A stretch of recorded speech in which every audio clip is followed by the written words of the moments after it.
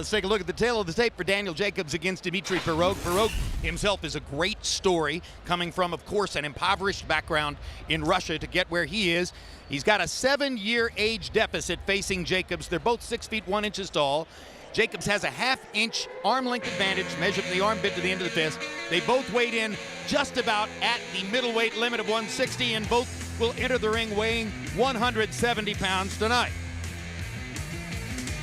Dmitry Pirog comes from a town named Galinchuk in South Russia.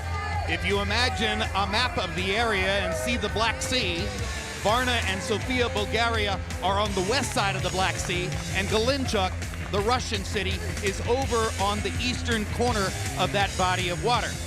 He was playing chess at 8 years old when he went into a recreation center looking for chess opponents and found a boxing gym and decided to put on gloves. And the rest, as they say, is history. He had a good, not great amateur career and is unbeaten as a professional and seems to be an extremely smart young man, Emmanuel. I was watching him box on the videos that I was able to see. He's interesting. He doesn't fight like the normal European fighter. He's a little rough, what we call a blue-collar version of his two fighters that he likes the most, which is Sugar Ray Leonard and he said Floyd Mayweather Jr. And you look, he's got his hands down. He doesn't move that well on his feet, but he has a variety of punches, very busy. So you can see the impact that they've had on him. And Jacobs says that the thing he's seen that Pirog borrowed from Floyd Mayweather is that locked-in right-hand guard against his cheek, the blocking of the left hook. And of course, the prominence or the importance of that is that if Jacobs has a money punch, and he's a good all-around boxer, but if he has a money punch, it's the left hook.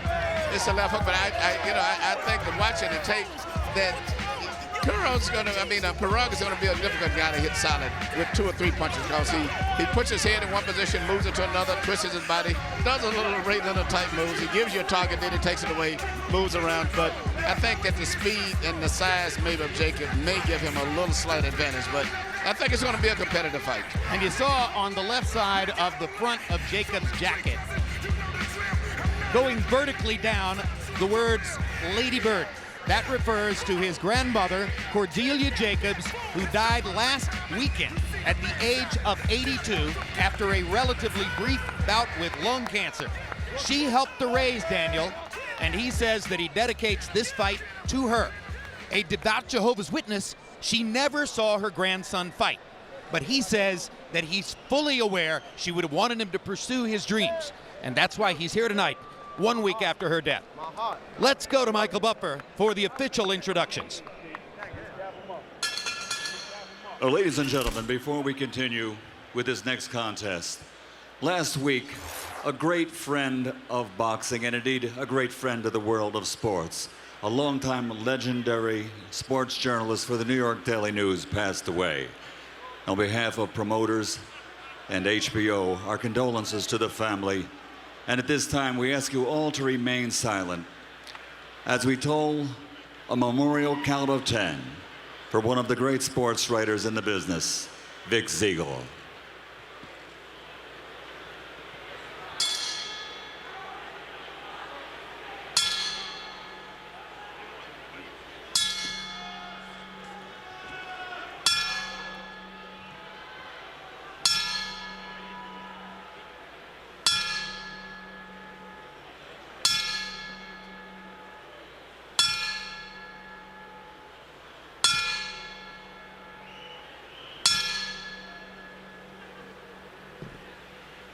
Rest in peace. And now, ladies and gentlemen, from Mandalay Bay, Las Vegas, this is a world title contest. And it's brought to you by Golden Boy Promotions with Marquez Promotions in association with Arthur Polulo Banner Promotions and German Tito Promotions. Sponsored by Tecate Cerveza con Carácter and AT&T Viva Mexico plan. Make calls with your wireless phone to Mexico or from Mexico as if they were local calls. Sanctioned by the Nevada State Athletic Commission and World Boxing Association. Supervisor for the WBA, John Duggan. The 3 judges at ringside scoring this contest will be Dwayne Ford, C.J. Ross and Paul Smith. And inside the ring, your referee in charge of the action, Robert Byrd. And now, ladies and gentlemen, 12 rounds of boxing for the vacant WBO Middleweight Championship of the World.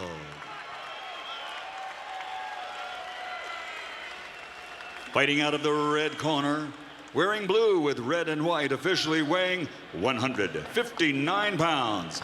His professional record, a perfect one. 20 fights, 20 victories, including 17 knockouts. From Brownsville, Brooklyn, New York, the undefeated Daniel, the Golden Child Jacobs.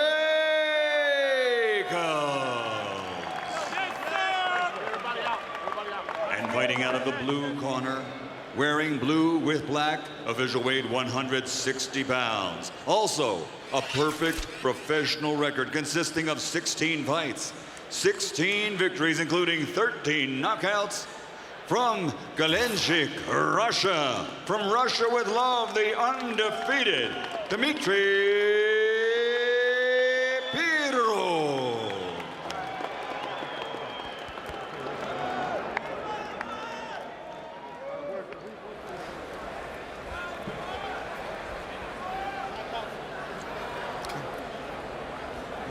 Just one. Just one. The rest of you clear. Just one. Okay. You had your instructions in the dressing room. The only thing I'm going to remind you of now is when I tell you stop, what that means is stop whatever you're doing, give me a clean break. Protect yourself at all times. Obey my commands at all times. Let's do this.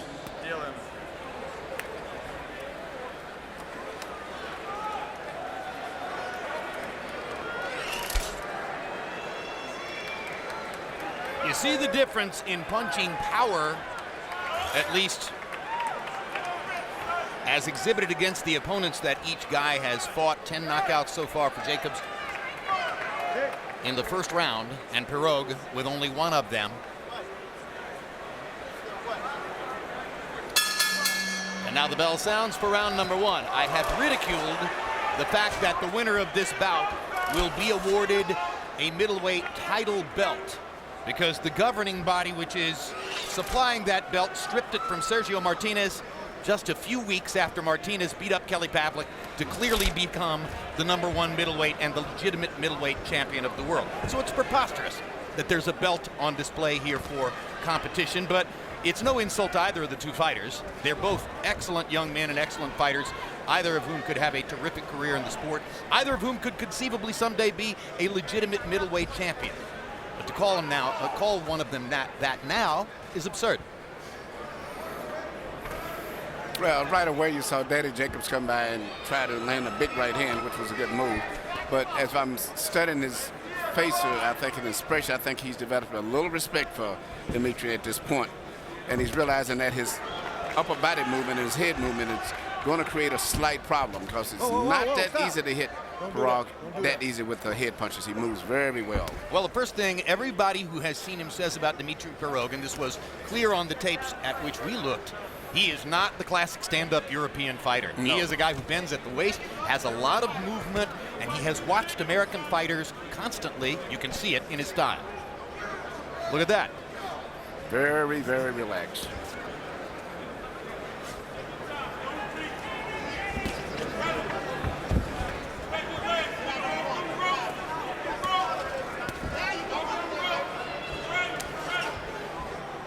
Danny Jacobs fighting in a southpaw stance now.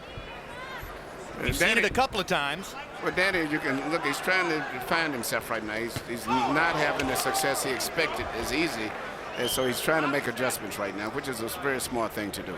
He landed a straight left hand out of his southpaw stance and stays in it. What's going to work for him is what he's trying to find out now. Pirog momentarily switched southpaw to throw that left hand. Now Jacobs goes back to his conventional stance. This is the way they'll match up against each other most of the night.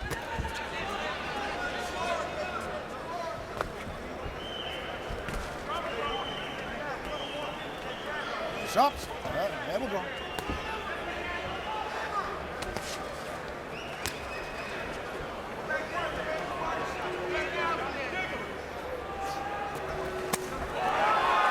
right hand by Pirog. Jacobs kind of leaned into it for him. Jacobs still has not found a way really to effectively land punches on Pirog. Pirog's upper body movement is really creating a problem for him.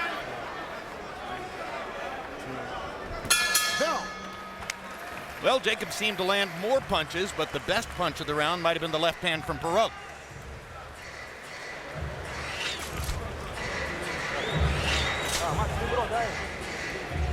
Не надо, Влад. Попивай по чуть-чуть. Все, сел, расслабился. You get up on your defense, you can always come off the block. You don't like it when you back him off. Okay. You can't let him leave. Nice and easy. He's right there for you. You know what I'm saying? Your speed is your power. The speed is your power. Keep the jab in his face. Short combinations when you get close. Don't go over the top. Bring him up. All right, come on, Stay focused. Good round. You're looking good, champ. Wide margins of. You want that one? No, I was thinking one. Nah. Let's pick it up. It's just close. You're just making it too close.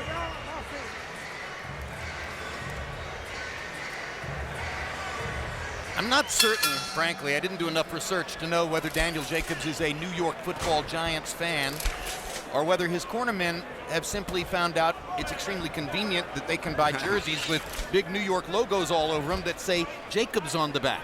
Number 27, Brandon Jacobs, the running back for the Giants. Pick him up. Danny Jacobs has a very good trainer in his corner in Victor Roundtree. Very, very good. I was going to say, but right he's going hand to by Pirog. Jacobs almost went down. I was going to say, but he's going to have his hands full tonight trying to figure out a victory strategy for Jacobs tonight. That's a good body shot with a left hand by Pirog. Right now, Pirog's the aggressor earlier in the fight, and he landed a big right hand here in the second round that has Daniel Jacobs on the defensive.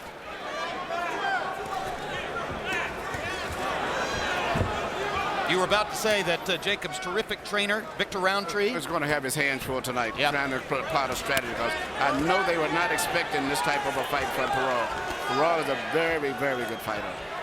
is he relaxed enough on this stage? Very It's like he relaxed. lives in Vegas.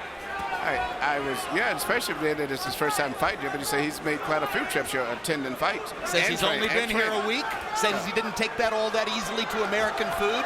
Didn't go to the Russian restaurant here in the hotel because that wasn't really Russian food to him. He's beating Jacobs up in this round.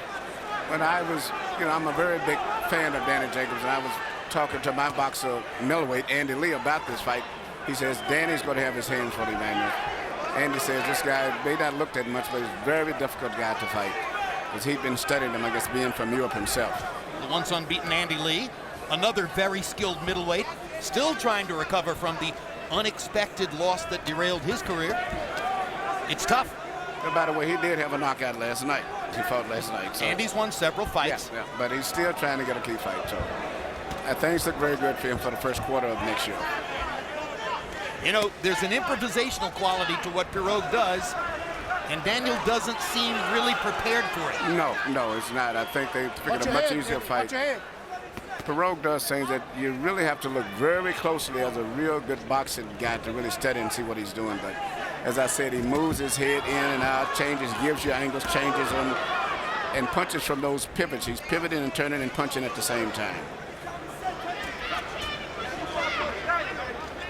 After looking at him on videotape, Break.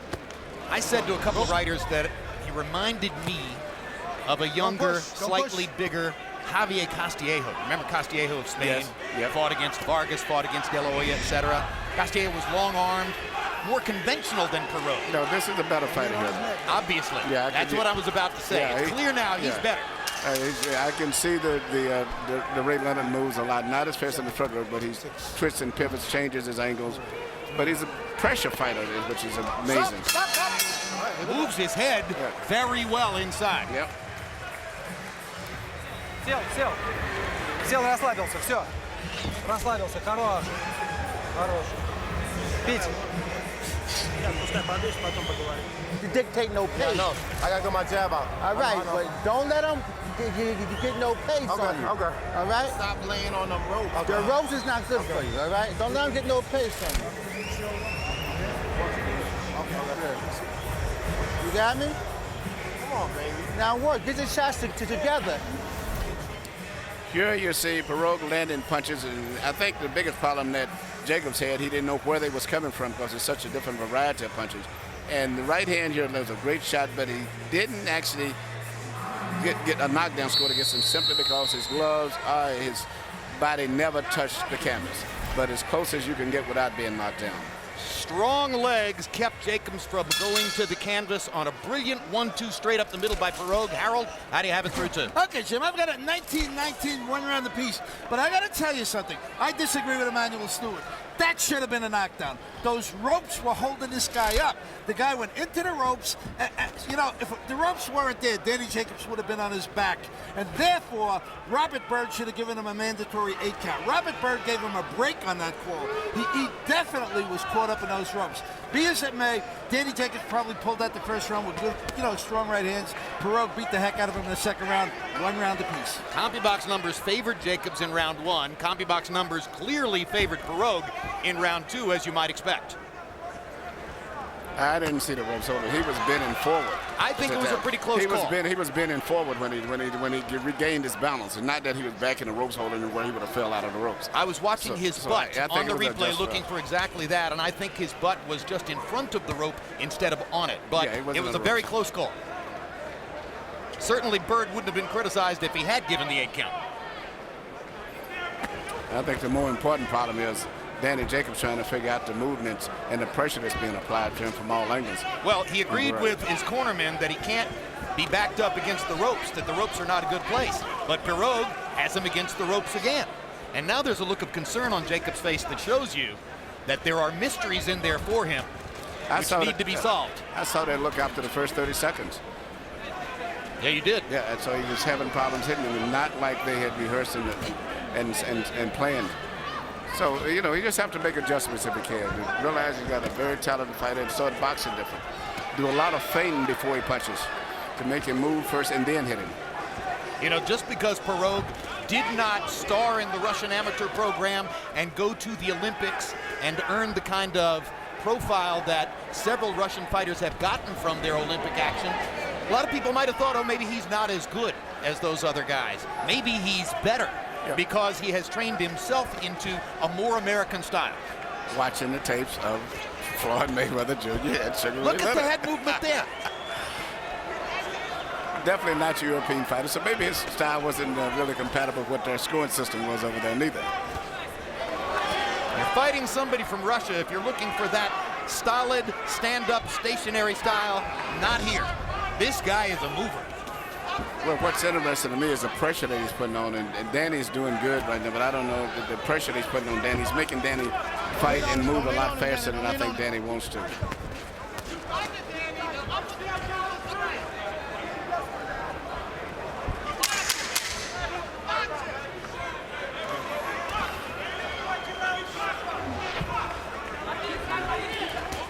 Right hand by Jacobs. Good, man.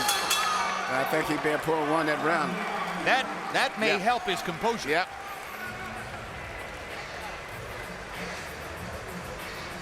His ass off. All right, you got me? Nice But let your hands flow a little better. Who's the number No, one? let your hands flow. Okay. Take a deep breath. Take a deep breath and get your combinations off. All right? Get your combinations off. Look, your jab is beautiful. Use your jab more. Double and triple your jab. If you get him going backwards, keep him going back. But like I know, he cannot fight going backwards. Keep him more balanced. Don't let him dictate no pace. Right here, you can see the great defense of Pirog, which is his upper body movement. He pivots and turns, good head movement. Very, very difficult to land with 2 punches, even if you're hitting with 1 punch. Right here, you see Jacobs in a beautiful, clean right hand, probably the best punch he's landed tonight. And that's what he's got to keep doing. And after he lands those punches, get away right away, move away. But he's going to have to be in great shape tonight because he's going to have pressure on him all night long. Harold Letterman gave Jacobs the round. That right hand helped to sort of even the score, given that Pirog has already landed 3 or 4 of those kinds of damaging shots with both the left and the right hands. Good body shot by Jacobs. Pirog leaned into that one. CompuBox numbers in the third round favored Jacobs, 13 out of 75 to 6 of 48 for Pirog. Jacobs back in that southpaw stance. Seems to feel he maybe has a better chance to land a power left hand out of this stance than out of his conventional stance, Emmanuel. Well, I still can't figure it out, but evidently he must feel more comfortable in it. But I haven't saw him land too much, except the first time he did it, he was able to land a looping left hand. But other than that, he's not been that effective. But, you know, it's risky when you're fighting a guy with the great upper body movement that Pirog had to be doing anything that's experimental, so to say.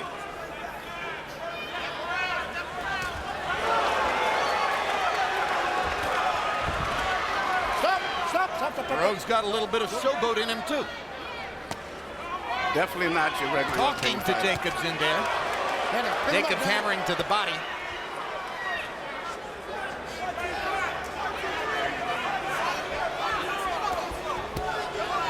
I don't suppose Pirog is speaking Russian to Jacobs.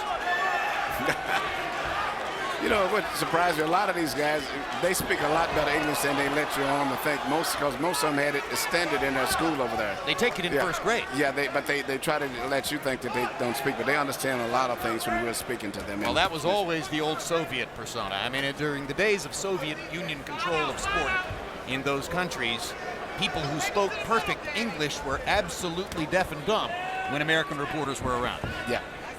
And as soon as you leave, then they start speaking.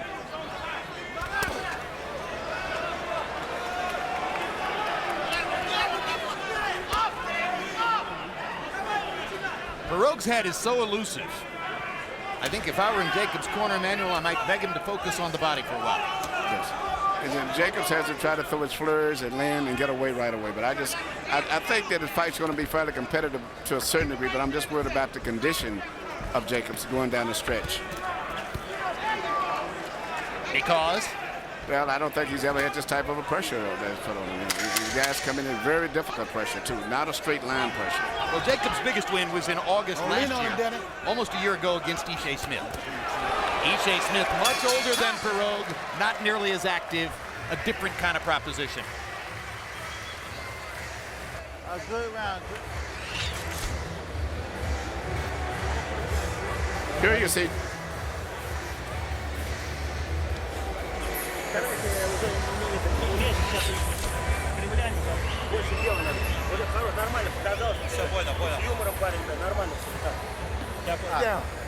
Okay. Everything is off the block. Everything is off the block. If you once you get your combination up, bring your defense back up. He come at you, catch, come back at him. All right. If you get him going back, he step back. You do your 1, 2, 3, 4, and keep on going back. This is something totally new to Jacobs right now, being hit with the punches that he's been hit with tonight, and then also an opponent that he can't seem to control and make an adjustment to. But seemingly between rounds, studying his expression, he seems to be adjusting very well. CompuBox numbers in the fourth round, Jacobs 26 out of 73, and Pirog only 8 out of 51. That makes it sound as though Jacobs easily won the round. You can see that Harold gave it to Pirog, who landed the more significant blow. So this is a fight in which CompuBox numbers may not give you as accurate a profile of what's happening as is normally the case because of what an unusual style Pirog demonstrates in the ring.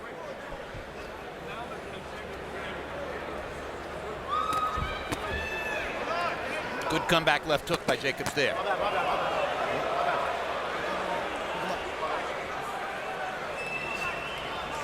What was that, Emmanuel? You know, I think he just told him to hit me low, but not even a big issue of it, which I think is good. Yeah, I didn't see anything really land low. It was low, but I don't think it was intentional, and I don't think it was. Oh, down goes Jacobs on a perfect right hand, right on top and of that may be that. It's over. No way. Robert Byrd won't even finish the count. He waves his arms, and Jacobs is gone on a stunning knockout by Pirog. But you said it, Emmanuel. He's never seen anything like the opponent with whom he was in there tonight. And Dmitry Pirog has just produced one of the shockers of the year. Well, Andy Lee, you was right. Andy Lee, Jorge Linares. Yep. It happens to a lot of the great prospects. Yep. Amir Khan. So add Daniel Jacobs to the list that includes Andy Lee, Amir Khan, and Jorge Linares, whom you saw in the first fight tonight. Yep. Can you come back from the shocking early knockout in your developing career? But this was this guy was fighting a good fight all the way through. He was, to me, although I saw the fight should have been close, I could see going down the stretch, I liked the way that Pirog was looking. Do you suppose the governing body that stripped that title belt from Sergio Martinez, the legitimate middleweight champion of the world, and put it up for competition here, was hoping that Dmitry Pirog would take it back to Galinchuk, Russia? No, I thought it was starting with Danny Jacobs. I doubt it. After seeing Pirog is going to be a problem for anybody. Serves the governing body right. Here's the right hand, and boom!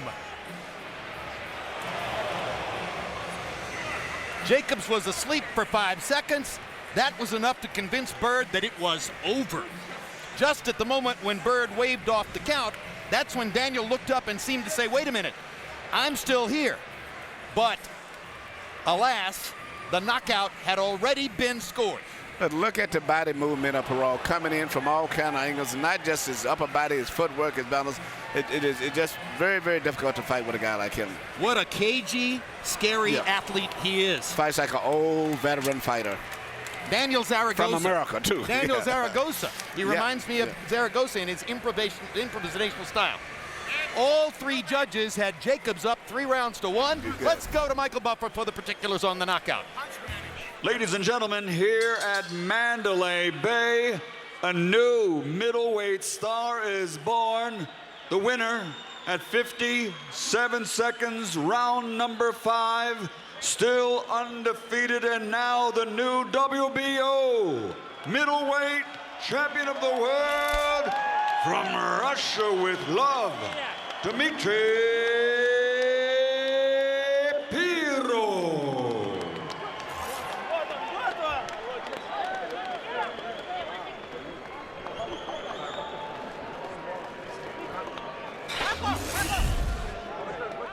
Here's a look at CompuBox numbers.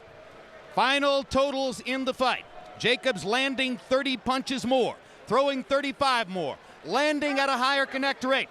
All utterly academic, wasted by one right hand. But it wasn't just the one right hand. You saw it. Pirog landed several clean, hard shots throughout the fight against a Daniel Jacobs who seemed a bit surprised by the style which appeared in front of him tonight. Let's take a look at the power shots. And you can see here that Jacobs had the edge there too, landing 24 more, throwing 7 fewer, landing at a higher connect percentage again. As we mentioned just before the knockout, it was one of those nights when CompuBox numbers weren't necessarily going to provide the profile you expected. And now we are joined here at ringside, very graciously I might add, by young Daniel Jacobs, and obviously a disappointed young man. Danny, what happened? Well, everything was just too fast. You know, with the devastation of a lot of things going on in my life right now, with my grandmother passing, everything I didn't have a time to train as hard as I wanted to. But you know, no complaining. I just hope my family can forgive me. I know everybody back home watching me. I love you. In this hard time that we're going through, everybody, keep your faith in me. We're gonna make it through this time. Some might have been misled by Pirog's absence of identity into thinking that this was an easy assignment. You made clear yesterday that you fully understood it was not an easy assignment. What is it that's tough about him? Well, he just threw a lot of shots that I didn't see, and the right hand is one of those shots that I didn't see. And you know, hopefully I could come back and reclaim my throne and take it all the way to the top. Are you suggesting that you were more distracted by your grandmother's death than in retrospect you thought had been the case? Well, I think if I would have had a great camp and I could focus 100%, then I would have gave a better chance. But my legs wasn't there. No taking away from Dmitry Pirog. He's a great fighter, but you know, it was just one of those things. And like I said before, I want to thank my family in this hard time for giving me their support, and I love everybody back home. We mentioned on the telecast, this happened to Jorge Linares, who was in the first undercard fight here tonight. It happened to Amir Khan. It happened to Andy Lee. It happens sometimes to young prospects. What is in your mind now as you look forward to the future?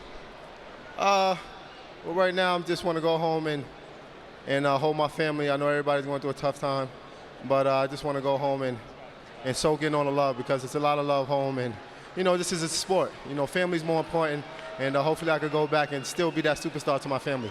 All right, Daniel, you deserve a ton of credit for coming down to speak to us after this unexpected and shocking knockout. We wish you the best of luck in the future. And, hey, Jorge Linares already proved tonight this doesn't have to be the end of anything. Thank you. To my family, I love y'all. I'm sorry, but I'm coming home to be with y'all. I love y'all. Daniel Jacobs from Brooklyn, New York, suffers the first loss of his professional career, but there is a lot more in the future for this young man. And what a show by Dmitry Pirog of Kalinchuk, Russia, who shows up unknown on these shores and introduces himself with a looping right hand over the top that knocks out one of the hottest young prospects in the sport.